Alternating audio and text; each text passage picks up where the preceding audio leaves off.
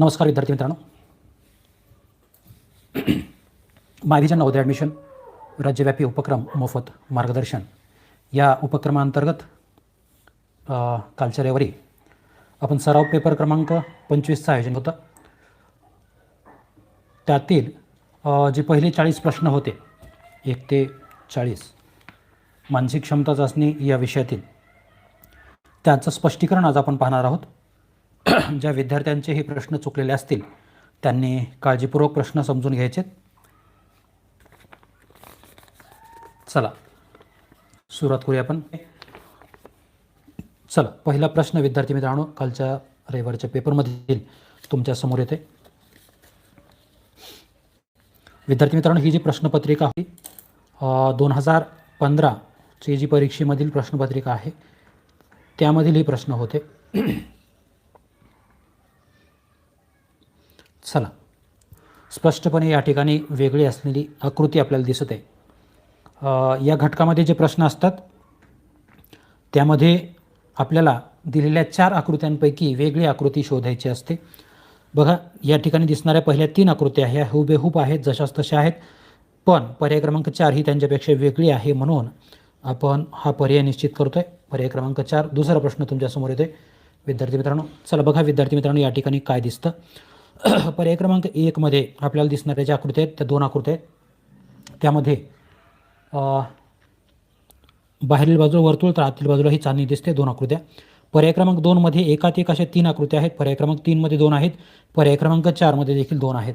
इथला संबंध तुमच्या लक्षात आला असेल की या ठिकाणी आकृत्या याची संख्या 2 आहे, पण पर्याय क्रमांक 2 मध्ये मात्र 3 आकृत्या आपल्याला दिसत आहेत, म्हणून वेगळा पर्याय आपला पर्याय क्रमांक 2 हाच आहे. पुढे जाऊ. पुढचा प्रश्न आपल्यासमोर येतो आहे तो म्हणजे प्रश्न क्रमांक 3.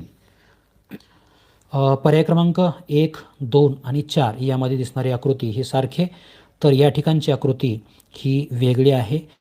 मोठी जी रेषा आहे त्यांची दिशा पण बदलली आणि ही जी छोटी रेषा आहे ती आपल्याला या छेदून पुढे पण आलेली दिसत आहे.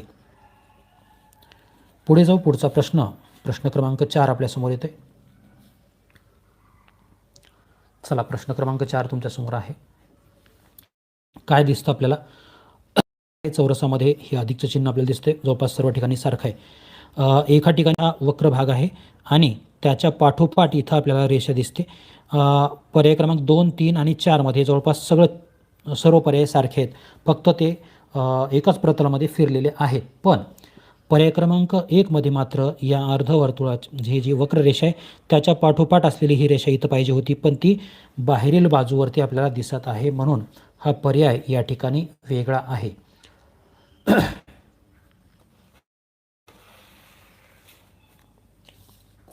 चल, प्रश्न क्रमांक 5.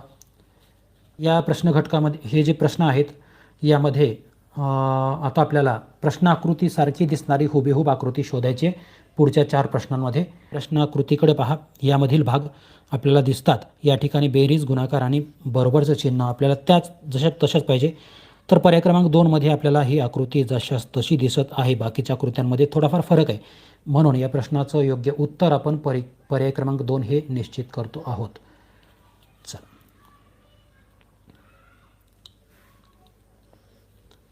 प्रश्न क्रमांक 6 बघा. आपल्याला या ठिकाणी दिसणारा चौरसाचे 4 भाग, 4 भागामध्ये असलेले या रेषा, त्यामधील हे जे छोटे छोटे भाग आहेत त्याच्या दृष्टीने आपल्याला निरीक्षण करायचं आहे. चला, आपण या ठिकाणचे जे काळे वर्तुळ असलेले हे आहेत, ठिपके आहेत, त्यावरती लक्ष देऊन आपण बघूया. पर्याय क्रमांक 1 मध्ये असा भाग दिसत आहे इथं. पर्याय क्रमांक 2 मध्ये आहे. 3 मध्ये या ठिकाणी पांढरा आहे, या ठिकाणी काळा आहे, रद्द. 4 मध्ये या ठिकाणी काळा, या ठिकाणी पांढरा आहे, म्हणून रद्द. आता हे भागसुद्धा इथं आपल्याला जुळताना व्यवस्थित दिसत आहेत प्रश्न क्रमांक 6च्या पर्याय क्रमांक 2 मध्ये, म्हणून या प्रश्नाचं योग्य उत्तर आपण पर्याय क्रमांक 2 हे निश्चित करतो आहोत. प्रश्न क्रमांक 7.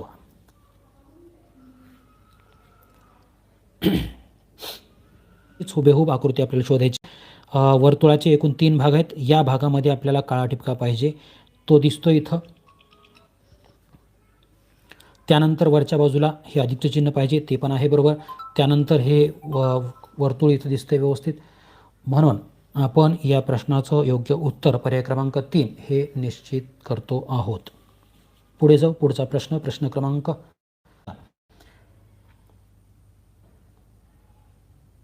चला प्रश्न क्रमांक 8 तुमच्यासमोर आहे. चला, इथं दिसणारी ही जी आकृती आहे त्याच सारखी आकृती आपल्याला पर्याय क्रमांक 4 मध्ये दिसते. कारण पर्याय क्रमांक 1 मध्ये दिसणाऱ्या आकृत्या या ठिकाणचा जर आपण डोंगरासारखा भाग म्हणला तर इथं आपल्याला ते 2 आणि खालच्या बाजूला आहेत. या ठिकाणचा भाग आणि ह्या रेषा यांच्यामध्ये फरक आहे, इथं देखील फरक आहे. पण हा भाग या आकृतीशी जुळतोय, फक्त तो एका प्रतलात थोडासा फिरलेला आहे. म्हणून योग्य उत्तर आपण पर्याय क्रमांक 4 हे निश्चित करतो आहोत. प्रश्न क्रमांक 9, विद्यार्थी मित्रांनो, या ठिकाणी चौरस आकृती आपल्याला अपूर्ण असलेली पूर्ण करायची आहे. या ठिकाणी चौरसाचे 3 भाग दिलेले आहेत. चौथा भाग आपल्याला उत्तर पर्यायातून शोधायचा असतो.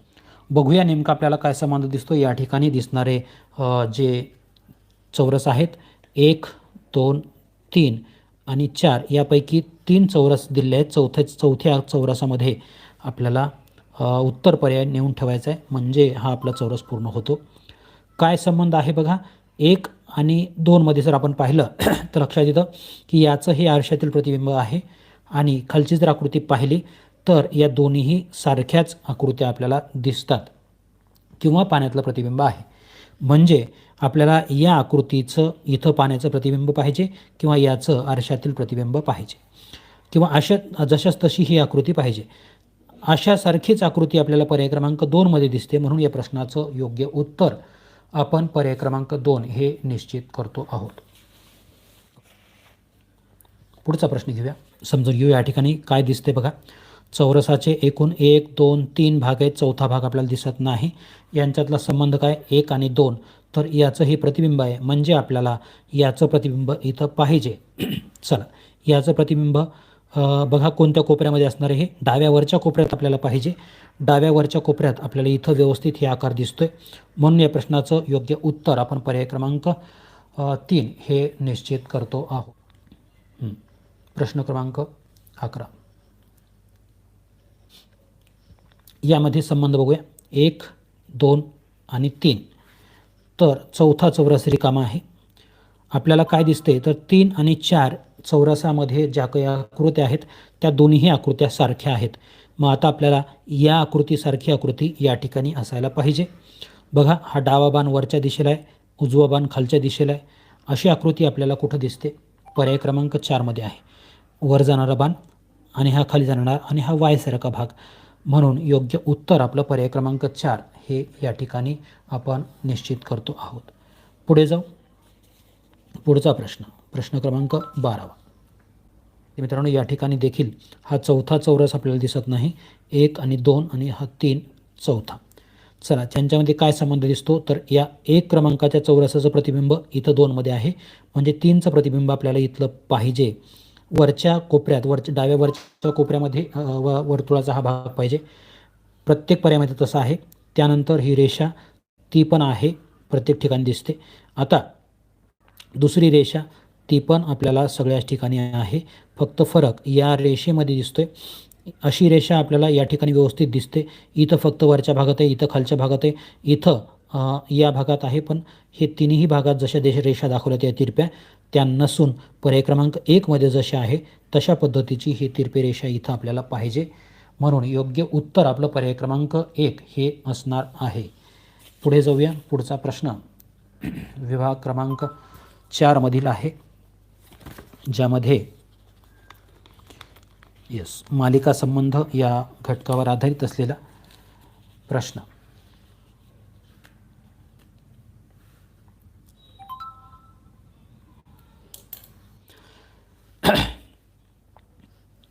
चला, काय संबंध दिसतो इथं बघा. पहिली ही आकृती, दुसऱ्यामध्ये काय बदल झाला आहे तर हा जो खालच्या बाजूला असलेला रेषा होती आणि वर्तुळे ती वरच्या बाजूला गेले आणि त्याच्या मागच्या बाजूला हा शेपटीसारखा एक भाग वाढलेला आहे. तर हा बाण याची दिशा 180 अंशात बदलून तो बाणाचं टोक या डाव्या बाजूला आणलं आहे आणि त्याच्या मागच्या बाजूला इथं सुद्धा एक शेपटीसारखा भाग वाढलेला आहे. तिसऱ्या आकृतीमध्ये यांच्यात काय बदल झाला आहे, पुन्हा हा बाण वरच्या बाजूला गेला आहे. वर जात असताना बाणाची दिशा पुन्हा 180 अंशात बदलली आहे, पुन्हा तो उजवीकडे गेला आहे. वरची ही आकृती खाली आलेली आहे आणि मागच्या बाजूला आणखीन एक शेपटीसारखा भाग वाढलेला आहे. चौथ्या ठिकाणी काय होईल तर ही जी आकृती आहे ती वरच्या बाजूला असेल अशा पद्धतीने, आणि हे शेपटीसारखे भाग एकूण किती असतील? 3 असतील. हा जो बाण आहे तो खालच्या बाजूला असेल आणि 90 अंशात बाणाचं टोक हे पुन्हा डाव्या बाजूला असेल आणि त्याला देखील असे शेपटीसारखे 3 भाग वाढलेले असतील. आता असं जे आपण रेखाटन केलेलं आहे विद्यार्थी मित्रांनो, ते आपल्याला नेमक्या कोणत्या आकृतीत दिसतंय तर ते योग्य पद्धतीने आपल्याला पर्याय क्रमांक 4 मध्ये दिसत आहे. म्हणून या प्रश्नाचं उत्तर आपण पर्याय क्रमांक 4 हे निश्चित करतोय. पुढचा प्रश्न, प्रश्न क्रमांक 14. नेमकं काय आहे? पहिल्या आकृतीमध्ये 1 2 3 4 पर्यंतचे अंक आहेत. दुसऱ्या आकृतीत 1 2 3 4 5वा अंक वाढलेला आहे. पुढच्या ह्याच्यामध्ये काय होईल? 1 2 3 4 5 6 हा 6वा अंक वाढला आहे. तर त्याच्या पुढच्या म्हणजे शेवटचा प्रश्नार्थक चिन्ह जे आहे त्या ठिकाणी 7वा अंक वाढलेले चौरस आपल्याला पाहिजे. इथं 7 नाही, या ठिकाणी 7 आहे, इथं देखील 7 पर्यंत नाही, इथं देखील नाही. म्हणून योग्य उत्तर आपलं पर्याय क्रमांक 2 हेच आहे. यस, सलाम 2. पुढे जाऊ. प्रश्न क्रमांक 15. पहिली आकृती, दुसरी आकृती आणि तिसरी आकृती यांच्यामध्ये निरीक्षण केल्यास आपल्या लक्षात येतं ही जी पहिली आकृती आहे तीच आकृती 90 अंशात घड्याळाच्या दिशेने आपल्याला फिरलेली दिसते. पुन्हा ही 2 क्रमांकाची आकृती आणि हा जो काळा ठिपका खालच्या बाजूला होता तो दुसऱ्या आकृतीत या ठिकाणी आहे. पुन्हा ही दुसऱ्या क्रमांकाची आकृती 90 अंशात घड्याळाच्या दिशेने फिरल्यानंतर हा काळा ठिपका वरच्या बाजूला आपल्याला गेलेला दिसतो. आता पुन्हा एकदा ही आकृती आपल्याला 90 अंशात घड्याळाच्या दिशेने फिरवायची. त्यावेळेस हा काळा ठिपका आपल्याला या जागेवरती असलेला पाहायला मिळेल. या ठिकाणी हे वर्तुळ दिसेल आणि त्याच्या वरच्या बाजूला हे अधिकचं चिन्ह दिसेल. अशा पद्धतीचं चित्र आपल्याला नेमकं कुठं दिसते ते बघा. या बाजूला काळा ठिपका 2 आणि 3 मध्ये आहे, बाकीच्या पर्यायात नाही. त्यानंतर वरच्या बाजूला अधिकचं चिन्ह आणि खालच्या बाजूला वर्तुळ हे आपल्याला पर्याय क्रमांक 3 मध्ये दिसतं. म्हणून योग्य उत्तर आपण पर्याय क्रमांक 3 हे निश्चित करतो आहोत. पुढचा प्रश्न, प्रश्न क्रमांक 16. समजून घेऊ आपण नेमकं काय झालेलं आहे बदल. या ठिकाणचं हे बाण आणि हे जे वर छोटं काळा ठिपका असलेलं रेषा आहे तर तीच आकृती दुसऱ्या ठिकाणी 90 अंशात घड्याळाच्या दिशेने फिरलेली आपल्याला दिसते. पुन्हा तिसऱ्यामध्ये देखील हीच आकृती पुन्हा 90 अंशाने फिरलेली घड्याळाच्या दिशेने फिरलेली दिसते. आता या आकृतीला आपल्याला 3 क्रमांकाच्या 90 अंशात घड्याळाच्या दिशेने फिरवायचे. त्यावेळेस ही जी रेषा आहे ती आपल्याला अशा पद्धतीने दिसेल आणि हा काळा ठिपका वरच्या बाजूला असेल. तर या बाजूला हा बाणाचं टोक अशा पद्धतीने असेल आणि ते पर्याय क्रमांक 4 मध्ये व्यवस्थित दिसत आहे. म्हणून या प्रश्नाचं योग्य उत्तर पर्याय क्रमांक 4 आपण निश्चित करतोय. यस, पुढे जाऊ. पुढचा प्रश्न आपण घेणार आहोत. प्रश्न क्रमांक 17. यस,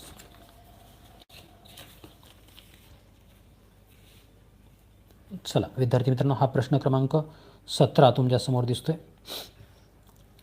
काळजीपूर्वक पहा. बघा नेमका काय संबंध आहे. हा प्रश्न समसंबंध या घटकावर आधारित आहे. विद्यार्थी मित्रांनो, यामध्ये पहिल्या 2 आकृत्यांमध्ये नेमका काय संबंध आहे तो संबंध शोधायचा असतो आणि तो संबंध कायम ठेवून आपल्याला प्रश्नार्थक चिन्हाच्या जागेवरची आकृती शोधायची असते. बघा इथं काय दिसतं आपल्याला, ही जी आकृती आहे त्या आकृतीमध्ये ही आकृती खालची जो कोन दिसतोय तो कोन आपल्याला इथं पूर्णपणे फिरलेला दिसतो किंवा त्याचा आरशातील प्रतिबिंब या ठिकाणी आहे. फक्त ही जी तिरपी रेषा आहे ती मात्र आपल्याला इथे जशास तशी दिसत आहे. काय झालं, हा जो कोन आहे त्याचा आरशातील प्रतिबिंब आहे, तिरपी रेषा जशास तशी आहे. इथं देखील आपल्याला तेच करायचं आहे. हा जो कोन आहे याचा आरशातील प्रतिबिंब पाहिजे, त्याचा आरशातील प्रतिबिंब पर्याय क्रमांक 1 मध्ये दिसते आणि ही तिरपी रेषा जशाच तशी आपल्याला पर्याय क्रमांक 1 मध्येच दिसत आहे. म्हणून या प्रश्नाचं योग्य उत्तर आपण पर्याय क्रमांक 1 हे निश्चित करतो आहोत. चला पुढे जाऊ. प्रश्न क्रमांक 18. एक वर्तुळ आहे, त्यामध्ये त्याचे 2 भाग झाले. तर पुढच्या त्याच्याशी संबंधित असलेल्या वर्तुळामध्ये वर्तुळाचे आपण एकूण 8 भाग झालेले दिसत आहेत. आता या ठिकाणी जी आकृती आहे पुढची चौरस आहे, चौरसाचे 2 भाग झालेत. पुढच्या प्रश्नार्थक चिन्हाच्या जागेवरती जी आकृती आपल्याला पाहिजे ती म्हणजे त्याच वर्तुळाचे आपल्याला एकूण 8 भाग झाले पाहिजेत. सॉरी या चौरसाचे एकूण 8 भाग बघा कुठं झालेले दिसत आहेत. पर्याय क्रमांक 1 मध्ये 4 आहेत, पर्याय क्रमांक 2 मध्ये आपल्याला 8 दिसत आहेत, पर्याय क्रमांक 3 मध्ये 6 आहेत. तर या ठिकाणी देखील आपल्याला 6 भाग दिसत आहेत. म्हणून योग्य उत्तर जे आहे ते आपलं पर्याय क्रमांक 2 हेच दिसतंय. ओके, पुढे जाऊ. पुढचा प्रश्न, प्रश्न क्रमांक 19. यामध्ये काय संबंध आहे दोन आकृत्यांमध्ये? तर ही आकृती आपल्याला 180 अंशात फिरलेली दिसते. पहिला जो बाण आहे तो त्याचं विरुद्ध दिशेला त्याचं बाणाचं टोक आहे. आता या ठिकाणी जी आकृती आहे ती आपल्याला 180 अंशात फिरवायची, म्हणजे हे वर्तुळ आपल्याला या बाजूला पाहिजे. तर अशी आकृती आपल्याला पर्याय क्रमांक 2 मध्ये व्यवस्थित दिसत आहे. म्हणून या प्रश्नाचं योग्य उत्तर आपण पर्याय क्रमांक 2 हे निश्चित करतो आहोत. पुढे जाऊ. पुढचा प्रश्न हा होता प्रश्न क्रमांक 20. ही जी आकृती दिसते आपल्याला विद्यार्थी मित्रांनो, दुसऱ्या आकृतीमध्ये त्या आकृतीचा ही जी आकृती आहे ती 90 अंशात घड्याळाच्या दिशेने ही आकृती फिरलेली आहे आणि त्याच्या विरुद्ध बाजूला त्याचा आरशातील प्रतिमा असणारा भाग वाढलेला आहे आणि जेवढा भाग वाढलेला आहे त्यामध्ये अशा पद्धतीचा पॅटर्न काढून रंगवलेलं आहे. लक्षात घ्या, हा जो भाग आहे तो उजवीकडे आहे, त्याच्या विरुद्ध बाजूला जो भाग वाढला आहे तो रंगवलेला आहे. आता ही जी 3 क्रमांकाची आकृती आहे ती आपण 90 अंशात घड्याळाच्या दिशेने फिरवणार आहोत. त्यावेळेस हा जो पांढरा भाग आहे तो आपल्याला उजवीकडं पाहिजे आणि त्याच्या डावीकडं जो भाग वाढणार आहे असाच त्यामध्ये आपण रेखांकित करून तो रंगवणार आहोत. चला, असाच भाग आपल्याला 2 मध्ये आणि 4 मध्ये दिसतोय, पण रेखांकित केलेला भाग आपल्याला डावा पाहिजे. म्हणून योग्य उत्तर आपलं पर्याय क्रमांक 4 हे आहे. चला विद्यार्थी मित्रांनो, ज्यांचा हा प्रश्न चुकला होता नक्कीच त्यांना आता प्रश्नाचं स्पष्टीकरण समजलं असेल. ओके, चला, जर परीक्षेमध्ये अशा स्वरूपाचा प्रश्न आला तर आता इथून पुढे तुमची चूक होणार नाही. ओके, पुढे जाऊ. पुढचा प्रश्न घेणार आहोत आपण, प्रश्न क्रमांक 21.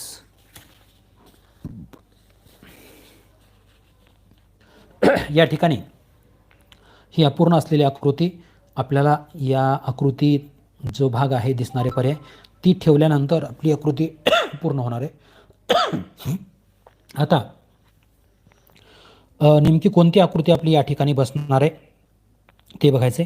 पर्याय क्रमांक 1 मधली आकृती आपल्याला बसणार नाही, कारण या ठिकाणचे भाग वेगळे तिरपे पाहिजे होते आणि ही जी बाजू आहे ती आपल्याला वक्र पाहिजे, पण ती नाही, रद्द. पर्याय क्रमांक 2 मध्ये बघा व्यवस्थित हा भाग आपल्याला दिसतोय. जर आपण हे वर्तुळ असं पूर्ण करून घेण्याचा पूर्ण प्रयत्न केला तर आपल्या लक्षात येतं की हा जो आतील भाग आहे तो इथे आपल्याला पर्याय क्रमांक 2 मध्ये दिसत आहे. म्हणून योग्य उत्तर आपलं हे असणार आहे. पर्याय क्रमांक 3 मध्ये देखील हा भाग वक्र नाही, रद्द. पर्याय क्रमांक 4 मध्ये वक्र आहे पण तो आतील बाजूने वक्र दाखवलाय, म्हणून आपला पर्याय क्रमांक 4 देखील रद्द होतो. योग्य उत्तर पर्याय क्रमांक 2 हेच आहे. पुढे जाऊ. पुढचा प्रश्न, प्रश्न क्रमांक 22 तुमच्या समोर आहे. या ठिकाणी देखील आपल्याला अपूर्ण असलेली भौमितिक रचना पूर्ण करण्यासाठी योग्य तो पर्याय निवडायचा आहे. या ठिकाणी जर चौरस पूर्ण ठेवला तर हा इथं ठेवल्यानंतर ही आकृती पूर्ण होत नाही. जुळणारा जो भाग आहे हा उत्तर आकृतीशी जुळणारा भाग तो आपल्याला या ठिकाणी पर्याय क्रमांक 2चा दिसत नाही. 3 मध्ये देखील हा भाग या आकृतीशी जुळत नाही. मात्र पर्याय क्रमांक 4 मधील हा भाग या ठिकाणी ठेवल्यानंतर आपली आकृती चौरस हा पूर्ण होतो. म्हणून योग्य उत्तर पर्याय क्रमांक 4 हेच आहे. चला, प्रश्न क्रमांक 23 काळजीपूर्वक पहा. या ठिकाणी आपल्याला हा जो जुळणारा भाग आहे ही तिरपी रेषा ती बघायची कुठे जुळते. या ठिकाणी जुळते, या ठिकाणी पण जुळताना वाटते. ही भाग जुळत नाही, या ठिकाणचा भाग देखील जुळत नाही. पण विद्यार्थी मित्रांनो बघा, हा भौमितिक आकार आहे जो पूर्ण होणार आहे. यासाठी ही जी बाजू आहे आपल्याला ती सरळ पाहिजे, ही बाजू देखील आपल्याला सरळ पाहिजे. या ठिकाणचा कोन हा काटकोन पाहिजे, जो पर्याय क्रमांक 1 मध्ये व्यवस्थित दिसतोय. बाकीच्या मध्ये आपल्याला तसा काटकोन दिसत नाही आणि ही तिरपी रेषा देखील या बाजूशी जुळताना दिसते. आणि आपण हे रेखाटन पूर्ण केल्यानंतर आपल्याला योग्य आकृती पर्याय क्रमांक 1 हीच दिसते. म्हणून विद्यार्थी मित्रांनो, या प्रश्नाचं योग्य उत्तर आपण पर्याय क्रमांक 1 हेच निश्चित करतो आहोत. पुढे जाणार आहोत आपण. पुढचा प्रश्न घेणार आहोत, प्रश्न क्रमांक 24.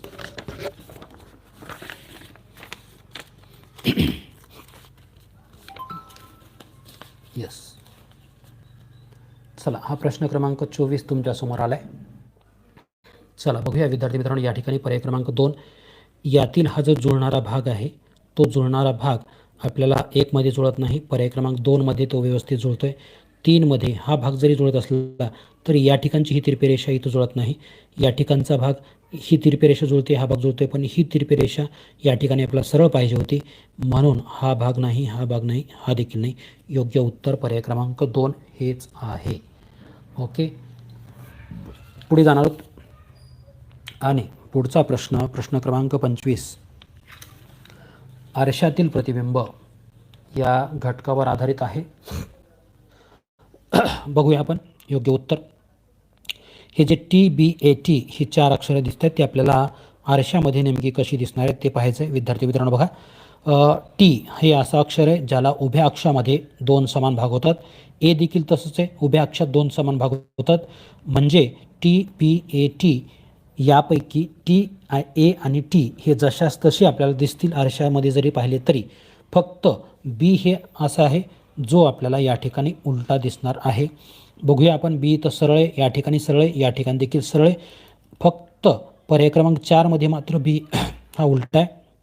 बाकी TBAT याचं प्रतिबिंब हे व्यवस्थित आपल्याला पर्याय क्रमांक 4 मध्ये दिसते, म्हणून या प्रश्नाचं योग्य उत्तर आपण पर्याय क्रमांक 4 हे निश्चित करतो आहोत.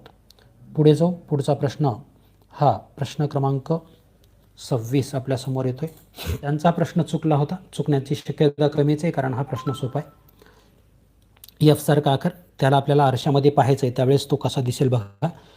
हा F यामधील ह्या ज्या 2 रेषा आहेत त्या आपल्याला उजवीकडे जाताना दिसत आहेत, तर आरशामध्ये त्या डावीकडे जाताना आपल्याला पाहिजेत. तशा पद्धतीने आपल्याला पर्याय क्रमांक 1 मध्ये चित्र दिसतंय आणि हे टिपके देखील आपल्याला व्यवस्थितपणे पर्याय क्रमांक 2 मध्ये दिसत आहेत, म्हणून या प्रश्नाचं योग्य उत्तर आपण पर्याय क्रमांक 2 हे निश्चित करतो आहोत. चला, पुन्हा एकदा आपल्याला आणखीन या ठिकाणी शब्द दिसतोय. प्रश्न क्रमांक 27, यामध्ये POOR हे पाहिजे. पीचं उलटं प्रतिबिंब आपल्याला आरशातलं पाहिजे. O हा जशास तसा दिसणार आहे आणि आरचं देखील आपल्याला पाहिजे. P या ठिकाणी आपल्याला सर्वात डावीकडे दिसतो, तो आरशामध्ये पाहिल्यानंतर त्याचं प्रतिबिंब सर्वात उजवीकडे पाहिजे. बघा, सर्वात उजवीकडे इथं आहे पण ते सरळ आहे, या ठिकाणी देखील सरळ आहे, या ठिकाणी ते आपल्याला प्रतिबिंब दिसते, या ठिकाणी देखील आपल्याला प्रतिबिंब दिसते. म्हणजे हे 2 पर्याय आपल्याला असणार नाहीत. O बरोबर आहे या ठिकाणी. आता या आरचं प्रतिबिंब पाहिजे जे आपल्याला उलटं पाहिजे. पर्याय क्रमांक 3 मध्ये ती आर सरळ दिसते, म्हणून हा पर्याय रद्द होतो. तर पर्याय क्रमांक 4 मध्ये आरचं प्रतिबिंब आरशातील आपल्याला दिसते, म्हणून योग्य उत्तर हे आपलं पर्याय क्रमांक 4 हेच आहे. ओके, पुढे जाऊ. पुढचा प्रश्न आपल्यासमोर येणार आहे तो म्हणजे प्रश्न क्रमांक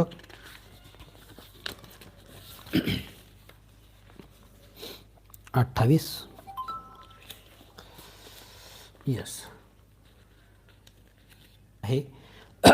त्या आकृतीमध्ये एक त्रिकोण दिसतोय, त्रिकोणाचे 3 भाग आहेत, त्यामध्ये C, S आणि D हे अक्षर पण आहेत. ते आपल्याला आता आरशामध्ये पाहिल्यानंतर कसे दिसतील ते पाहायचे. बघा, हा जो त्रिकोण आहे, त्रिकोणाचे 3 भाग, ही जी आकृती आहे विद्यार्थी मित्रांनो, फक्त C, D आणि S सोडून, तर ती आकृती या उभ्या अक्षामध्ये आपल्याला 2 समान भाग होणारी आकृती आहे, म्हणजे ती आरशामध्ये पाहिल्यानंतर सुद्धा जशास तशी दिसणार आहे. ओके, फक्त बाहेरची आकृती बोलतोय मी, C, D, S सोडून. चला, अशीच आकृती आपल्याला कुठं कुठं दिसते? पर्याय क्रमांक 1 मध्ये आहे, पर्याय क्रमांक 2 मध्ये आहे, 3 आणि 4 मध्ये नाही. हे 2 पर्याय रद्द झाले. आता या 2 पैकी योग्य पर्याय आपला नेमका कोणता ते शोधायचे.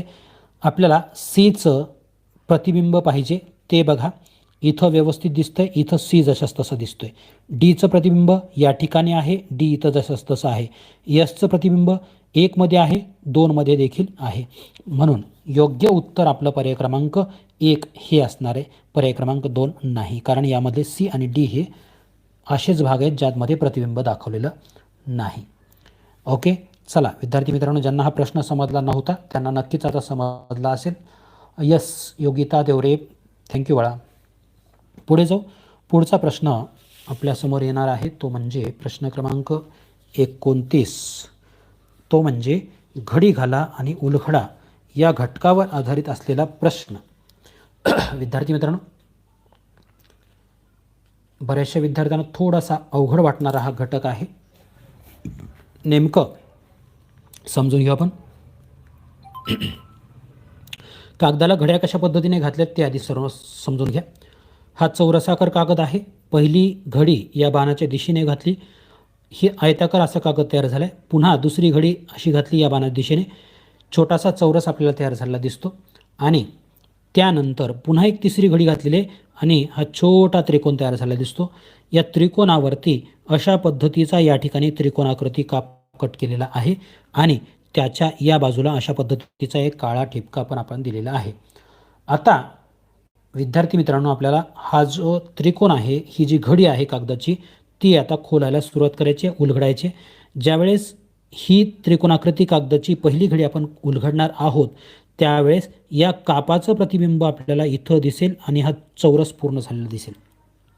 तर या ठिकाणचा हा जो ठिपका आहे त्याचं प्रतिबिंब आपल्याला इथं दिसेल. ओके, बघा अशा पद्धतीचं चित्र कुठल्या चौरसात, इथल्या कोपऱ्यातल्या कुठल्या चौरसात दिसतंय, इथं आहे. या ठिकाणी आपल्याला चौरस नाही तर वर्तुळ दिसतंय म्हणून हा पर्याय रद्द. या ठिकाणचं चौरस तिरपं दाखवलं आहे, या कोपऱ्यात आपल्याला काळा ठिपका पण दाखवलेला नाही, रद्द. पर्याय क्रमांक 4मध्ये देखील या ठिकाणचा काळा ठिपका नाही तर या ठिकाणी त्रिकोण दाखवला आहे म्हणून हा रद्द. ओके, आता दुसरी घडी ज्यावेळेस आपण ही खोलणार आहोत, ही घातलेली घडी, त्यावेळेस या चौरसाकृती जी आहे आकृती त्याचं प्रतिबिंब इथं पाहिजे. म्हणजे चौरस आणि या कोपऱ्यात जे ठिपके आहेत त्याचं प्रतिबिंब, म्हणजे इथे एक ठिपका पाहिजे, इथे एक ठिपका पाहिजे आणि इथं आपल्याला चौरस पाहिजे. चला, असं आपल्याला इथं दिसत आहे. आणि शेवटची घडी म्हणजे या अक्षामध्ये ज्यावेळेस आपण खोलणार आहोत त्यावेळेस या दोन्हीही आकृत्यांचं पाण्यातील प्रतिबिंब खालच्या बाजूला आपल्याला दिसलं पाहिजे. म्हणून विद्यार्थी मित्रांनो, या प्रश्नाचं योग्य उत्तर आपलं पर्याय क्रमांक 1 हेच आहे, कारण यामध्ये या आकृत्यांचं प्रतिबिंबसुद्धा खाली दिसत आहे. जवळपास सर्वांचं उत्तर पर्याय क्रमांक 3 हेच आहे. बघू इथं कागदाच्या घड्या कशा पद्धतीने घातलेल्या आहेत. चला, इथं चौरस दिसतोय. पहिली घडी या अक्षामध्ये या बाणाच्या दिशेने घातली, हा त्रिकोण तयार झाला मोठा. दुसरी घडी घातली, हा कोपऱ्यातला त्रिकोण आपल्याला तयार झालेला दिसतो आणि त्यावर अशा पद्धतीचे 3 छिद्र हे पाडलेले आहेत. आता पहिली घडी आपण ज्यावेळेस खोलू त्यावेळेस या 3 छिद्रांचं प्रतिबिंब आपल्याला इथं अशा पद्धतीने दिसणार आहे. पुन्हा एकदा ही घडी ज्यावेळेस आपण शेवटची खोलणार आहोत त्यावेळेस या 6 छिद्रांचं प्रतिबिंब समोरच्या बाजूला आपल्याला दिसणार आहे. बघा अशा पद्धतीचे 3 छिद्र या इथं आपल्याला दिसत नाहीत. पर्याय क्रमांक 1मध्ये रद्द. पर्याय क्रमांक 2मध्ये देखील आपल्याला अशा पद्धतीचे 3 छिद्र दिसत नाहीत, रद्द. पर्याय क्रमांक 4मध्ये मात्र हे 3 छिद्र आहेत, त्यांचं प्रतिबिंब इथं आहे आणि या 6 छिद्रांचं प्रतिबिंब देखील समोरच्या बाजूला दिसत आहे. म्हणून या प्रश्नाचं योग्य उत्तर आपलं पर्याय क्रमांक 3 आपण निश्चित करतो आहोत. पुढचा प्रश्न क्रमांक 31 तुमच्यासमोर आलेला आहे. काळजीपूर्वक पहा. कागदाच्या घड्या समजून घ्या कशा पद्धतीने घातलेल्या आहेत. या ठिकाणी पहिली घडी या पद्धतीने घातलेली आहे, हा आयताकार कागद तयार झाला. दुसरी घडी घातली, छोटा चौरस तयार झाला आणि त्यावरती मधोमध अशा पद्धतीचा हा एक छिद्र पाडले किंवा ठिपका दिला आहे. आता आपण ज्या घड्या खोलणार आहोत त्यावेळेस याचं प्रतिबिंब इथं, म्हणजे इथं मधोमध आपल्याला हा काळा ठिपका पाहिजे. त्यानंतर ही ज्यावेळेस पूर्णपणे घडी शेवटची घडी खोलणार आहोत त्यावेळेस या 2 ठिपक्याचं प्रतिबिंब आपल्याला या ठिकाणी दिसणार आहे. म्हणजे अशा पद्धतीचे 4 ठिपके दिसतील जे चौरसाच्या मधोमध आहेत. इथं व्यवस्थित दिसत आहेत, या ठिकाणी ती या कोपऱ्यात दिसत आहेत म्हणून हा पर्याय रद्द. या ठिकाणी हे मधल्या कोपऱ्यात दिसत आहेत म्हणून रद्द. या ठिकाणी देखील या कोपऱ्यात आहेत म्हणून ते देखील रद्द. योग्य पद्धतीने आपल्याला पर्याय क्रमांक 1मध्ये दिसते म्हणून या प्रश्नाचं योग्य उत्तर आपण पर्याय क्रमांक 1 निश्चित करतो आहोत. 32वा प्रश्न तुमच्यासमोर आहे. घडी घाला व उलगडा या घटकातील हा शेवटचा प्रश्न. चौरसाकृती कागद दिलेला आपल्याला. पहिली घडी या पद्धतीने घातली, दुसरी घडी घातली आणि त्यानंतर या कोपऱ्यामध्ये आपण फक्त कट केले आहेत, असे कोपरे 2 कट केले. आता ही घडी खोलली आपण त्यावेळेस याचं प्रतिबिंब आपल्याला इथे आणि याचं प्रतिबिंब इथे मिळेल. शेवटची घडी ही खोलली त्यावेळेस याचं प्रतिबिंब इथं मिळेल आणि वरचा जो भाग आहे त्याचं प्रतिबिंब या ठिकाणी मिळेल आणि अशा पद्धतीचा हा आपल्याला कागद उलगडल्यानंतर मिळेल. ओके, चला आता हे जे आपण रेखाटन केलेलं आहे ते रेखाटन कुठल्या आकृतीशी आपल्याला जुळताना दिसते. वरच्या बाजूला या पद्धतीचा कोपरा, या पद्धतीचा आपल्याला हा कोपरा तो पर्याय क्रमांक 1मध्ये आहे. 2मध्ये पण आहे, पण या ठिकाणचा जो भाग कट केलेला नाही तो इथं दिसतोय, म्हणून आपलं हे उत्तर असणार नाही. पर्याय क्रमांक 3मध्ये हा जो मधला चौरसाकृती भाग आहे तो दिसतोय, कोपरे कट केलेले भाग मात्र या ठिकाणी दाखवलेत, म्हणून हे देखील आपलं उत्तर असणार नाही. पर्याय क्रमांक 4मध्ये देखील तशाच परिस्थितीचं चित्र आहे, म्हणून योग्य उत्तर आपलं पर्याय क्रमांक 1 हेच आहे, कारण या रेखाटनाशी ते तंतोतंत जुळताना दिसत आहे. पुढे जाणार आहोत विद्यार्थी मित्रांनो आपण. प्रश्न क्रमांक 33वा. तुकडे जोडायचे आपल्याला आणि त्यापासून एकसंध आकृती आपल्याला मिळवायची आहे. प्रश्न क्रमांक 33. हे जे सुट्टे सुट्टे भाग दिलेत आपल्याला ते जोडायचेत आणि ते जोडल्यानंतर एकसंधपणे, म्हणजे मध्ये कसल्याही पद्धतीची जागा नाही अशा पद्धतीची आकृती आपल्याला तयार करायची, मिळवायचे. यातील जे सुट्टे भाग आहेत आपण त्याला क्रमांक देऊन घेऊ. 1, 2, 3 आणि 4, म्हणजे हे 4 भाग आहेत. आपल्याला 4 भागापासूनची आकृती पाहिजे. पर्याय क्रमांक 1मध्ये बघूया. या ठिकाणी बघा हा 1 क्रमांकाचा भाग इथं दिसतोय, 2 क्रमांकाचा भाग इथं आहे. पर्याय क्रमांक 2मध्ये देखील हा 1 क्रमांकाचा आहे, 2 क्रमांकाचा आहे. या ठिकाणी देखील हा 1 क्रमांकाचा आहे, 2 क्रमांकाचा भाग नाही. या ठिकाणी देखील हा 1 क्रमांकाचा आहे, हा 2 क्रमांकाचा भाग आहे. आता बाकीचे 3 आणि 4 आपल्याला भाग बघायचे, ते कुठे आहेत? 3 आणि 4 या ठिकाणी नाहीत, हा पर्याय रद्द होतो, कारण या ठिकाणचा त्रिकोण हा मोठा आहे याच्यापेक्षा. पर्याय क्रमांक 2मध्ये बघा हा 3 दिसतोय, हा चौथा दिसतोय. पर्याय क्रमांक 4मध्ये 2मध्ये आहे, 3मध्ये या ठिकाणी आपल्याला हा 3 दिसतोय, 4 दिसतोय, पण 2 क्रमांकाचा भाग या ठिकाणी नसल्यामुळे हा पर्याय रद्द होतो. तर पर्याय क्रमांक 4मध्ये हा 3 आहे आणि 4 आहे. यामध्ये बघा पर्याय क्रमांक 2मध्ये देखील 4ही भाग आहेत, पर्याय क्रमांक 4मध्ये देखील 4ही भाग आपल्याला व्यवस्थित जुळताना दिसत आहेत.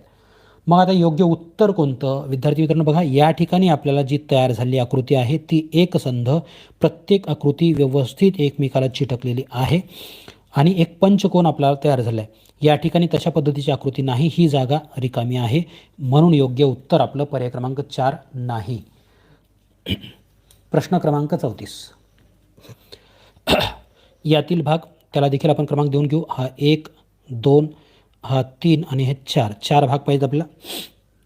चला बघा विद्यार्थी मित्रांनो, या ठिकाणचा हा जो त्रिकोण दिसतोय तो आपल्याला पर्याय क्रमांक 1मध्ये या ठिकाणी दिसतोय, 2मध्ये इथं आहे, 3मध्ये तसा नाही, 4मध्ये देखील नाही, म्हणून हे 2 भाग रद्द झाले. चला आता 2 क्रमांकाचा त्रिकोण आपल्याला बघायचा आहे, जो पर्याय क्रमांक 1मध्ये दिसत नाही. हा 2 क्रमांकाचा त्रिकोण दिसत नाही, इथं मात्र तो दिसतोय.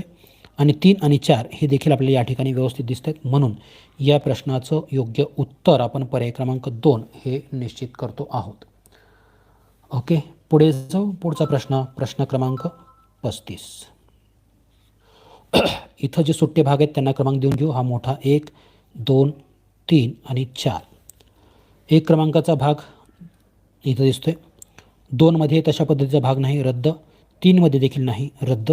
4मध्ये देखील हा 1 क्रमांकाचा भाग दिसत नाही, रद्द. त्यानंतर हा 2 क्रमांकाचा भाग आहे, हा 3 आहे आणि हा 4 देखील दिसतोय आणि याच्यापासून हा आयत व्यवस्थित आपल्याला तयार झालेला दिसतो, म्हणून या प्रश्नाचं योग्य उत्तर आपण पर्याय क्रमांक 1 हे निश्चित करतो आहोत. यस, नेहा 1 बरोबर आहे. पुढे जाऊ. पुढचा प्रश्न क्रमांक 36. जे सुट्टे भाग आहेत त्यांना आपण नंबर देऊन घेऊ. 1, 2, 3 आणि 4 हे भाग आपल्याला शोधायचे आहेत.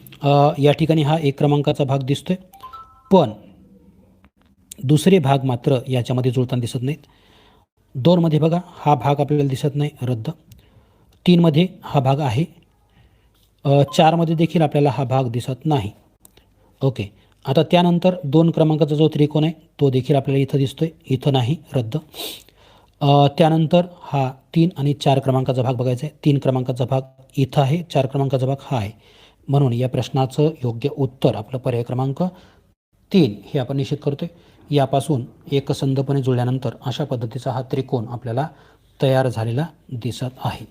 पुढचा प्रश्न आपण घेणार आहोत, शेवटचा विभाग, आणि या विभागामध्ये विद्यार्थी मित्रांनो एकूण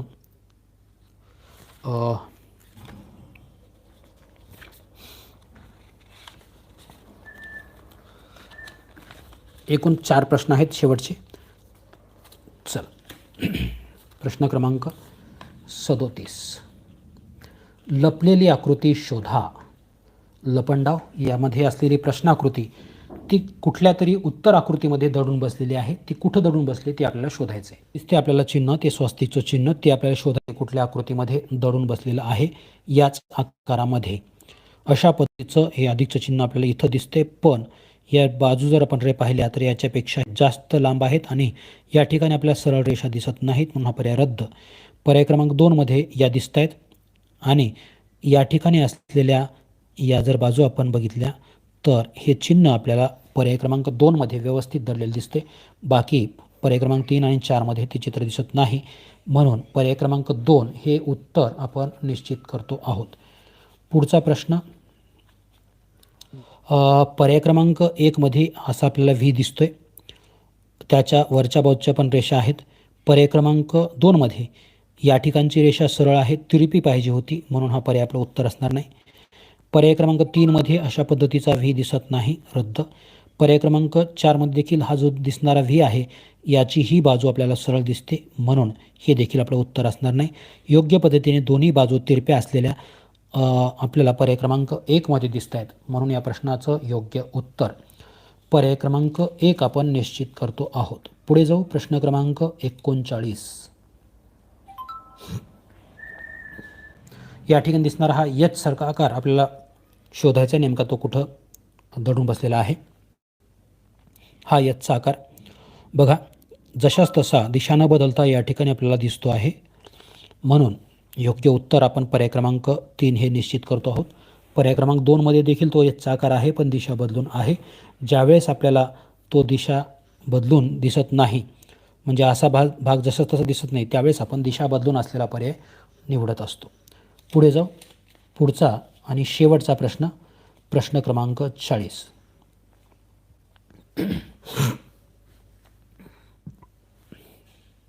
हा जो दिसणारा आकार आपल्याला बघायचा आहे, ही तिरपी रेषा, ही सरळ रेषा, ही आडवी रेषा आणि ही तिरपी रेषा आपल्याला बघायची.